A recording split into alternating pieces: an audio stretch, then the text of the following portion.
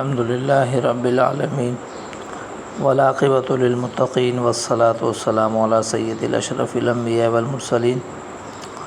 حضرت سوید رضی اللہ عنہ بن غفلہ روایت کرتے ہیں کہ میں نے حضرت علی المرتضیٰ رضی اللہ عنہ سے سنا، آپ نے بیان فرمایا کہ حضور صلی اللہ علیہ وسلم نے ارشاد فرمایا، اے علی رضی اللہ عنہ، کیا میں تجھے ایسے کلمات نہ بتاؤں کہ جب تم کسی ہلاکت والے کام میں پڑو تو وہ کلمات پڑھ لیا کرو۔ میں نے عرض کی، کیوں نہیں؟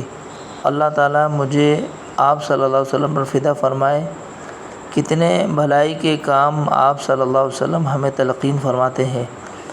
آپ صلی اللہ علیہ وسلم نے ارشاد فرمایا، جب بھی تو کسی مشقت کے کام میں پڑ جائے تو یہ پڑھ لیا کر، بسم اللہ الرحمن الرحیم ولا حول ولا قوة الا باللہ العلی العظیم۔